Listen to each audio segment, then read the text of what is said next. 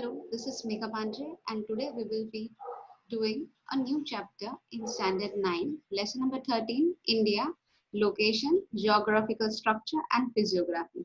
And in this chapter, we will be covering India's location, area, and the size of India. Here we will continue with the help of a PPT and the full explanation from your textbook. Okay, here with the lesson number 13,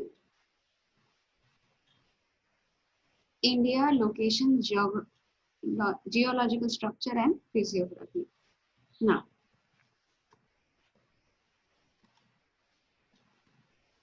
here we will cover unity in diversity, how India is all about unity in diversity.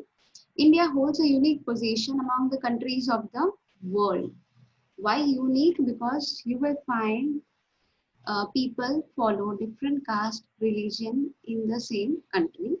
India is a country having largest democracy and its culture is one of the oldest in the world. It has the largest democracy in the world.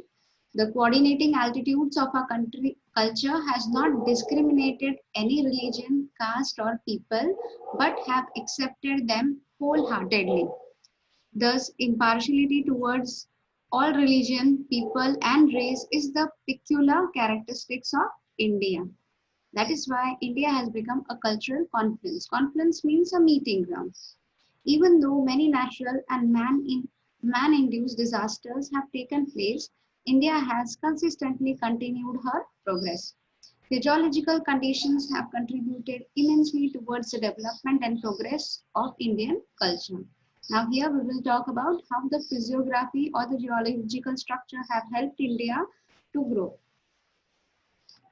Now first we will begin with the India location, size and area. Now geologically, India lies in the northern hemisphere. If you will see here, what is the location of India in the northern hemisphere, because when the equator passes through the middle of the earth, it divides the earth into two parts, north and the south. But when here the prime meridian passes through the middle of the earth, from north to south, it divides into east and west. So this is how the location of each of the continents has been divided. Okay, geographically, India lies in the northern hemisphere.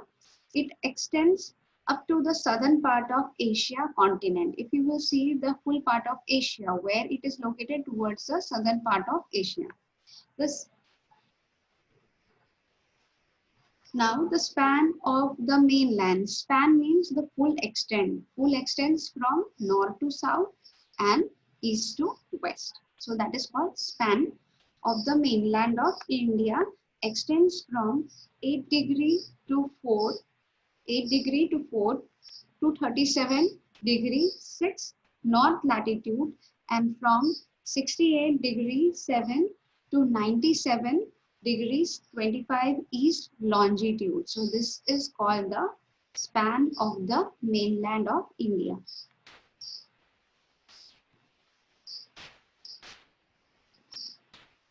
The Tropic of Cancer, which is located at 23.5 degree north latitude and divide the country into two parts. When the Tropic of Cancer passes, it divides the country into two parts, north part and the south part.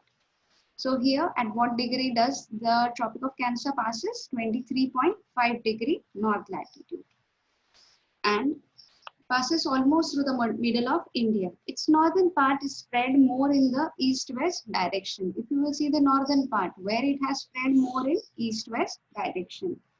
The Great Plains of Himalayan mountain system are located in this part. And here what you will find more? Here you will find the Himalayas. The area to the south of the Tropic of Cancer has a triangular shape. And if you will see the area towards the southern part, here what type of shape it is having? Triangular shape.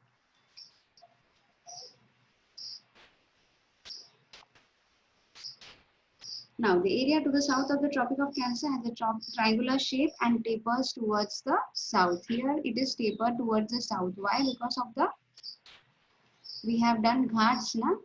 Eastern Ghat and the Western Ghats. This is basically a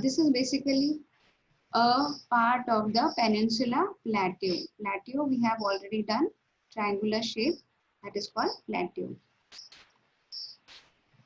And this is called the Peninsula Plateau. Okay, here the Western Ghats and the Eastern Ghats. It includes the eastern coastal plains and the narrow western coastal plains. And here what we find, eastern coastal plains here and the western coastal plains here. Here. Eastern coastal plains of India and the western coastal plains of India. Now, the latitudinal as well as longitudinal extents of India are almost same. If you will measure the latitude and the longitude, from that you can easily make out the length and the breadth is almost same. The length, which is about 30 degrees. The length between Kashmir to Kanyakumari is about from Kashmir to Kanyakumari. The length is about 3,214 kilometers. And when you will measure the width of it from Gujarat to Arunachal Pradesh, what is the width? Width is about 2,933 kilometers. And here there is a difference of 2 hours in the local time between the two extreme places, starting from Gujarat in the west up to Arunachal Pradesh in the east. If you will measure the time, there is a difference of about how many hours? 2 hours. Why there is a difference of 2 hours from Gujarat till Arunachal Pradesh? Due to the longitudinal difference. We have already studied that because of the longitudinal difference, there is a difference of 2 hours. Why? Because as the standard meridian passes through this, and here longitude, when the longitude is there in the Arunachal Pradesh, it shows the difference of 2 hours because sun rises here early and it takes number of time when these longitudes you can see here, still here there is big, darker in Gujarat. When sun rises in Arunachal Pradesh, it is still night time in Gujarat. The standard meridian of India is 82 degree 30 east longitude, and it passes through 5 states. And this standard meridian passes through India and it covers 5 states. Which are those? Uttar Pradesh, Madhya Pradesh, Andhra Pradesh, Chhattisgarh and Telangana. So these are the 5 states through which the standard meridian passes. Now we will cover the geography of India. Geography means the total area of India. The total area of India is about 32.8 lakh square kilometers. And India ranks 7th in the world in terms of area. And the other 6 countries larger than India are, number 1 is Russia.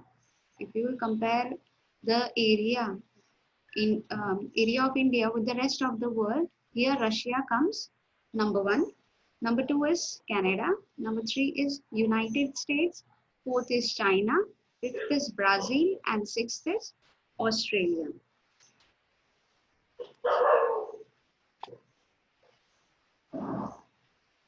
Now, we will move on with the land area of India lies in South Asia. We will be talking about land area of India. Where do it lies?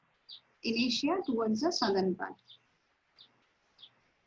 The land area of India lies in the South Asia, and in the north, lofty mountain ranges are spread over hundreds of kilometers from north to east direction. If you will see here from north up till east, here you will find only the lofty mountains, means huge mountains or grand mountains. So these are the mountains which are found in the northeast direction. That is why the commuting with Tibet and China is possible only through the passes located at high altitude. So these are called passes, which are located at high altitude. So This is another picture of passes. You can see these are the all passes. These are roads which are being built on these mountains. Now we will be talking about the water bodies. Now Bay of Bengal lies to the east, Arabian Sea to the west, and Indian Ocean to the south of Peninsula India. The sea is utilized as a waterways even through the land route are up though through the land even though the land routes are obstructed by surrounding mountains. The sea is utilized as a waterway even though the land route is obstructed by surrounding mountains. India has accepted all cultural elements arriving from outside, and these have merged in the Indian society.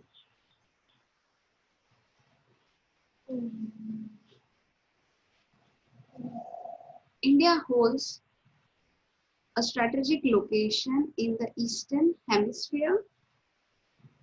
Now, here you can easily make out India holds a strategic location in the Eastern Hemisphere.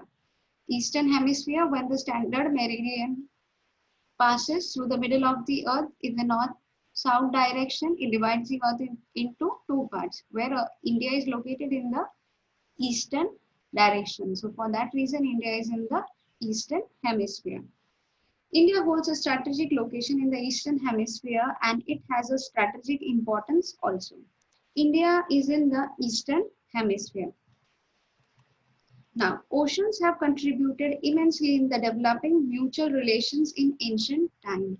Here, oceans, not only the land routes, but also oceans have contributed immensely in the development of a country. India has trade relations with East Africa, West Asia, South Asia, and Southeast Asia since ancient time. India has developed cultural and trade relations with them due to the due to her location. No country in the Indian country has large maritime boundaries as India has. Due to the strategic location, the ocean named as Indian Ocean. If you will see the India is the only country in the world to have an ocean on its name called Indian Ocean. Now here I end up with my video. Till then, thank you.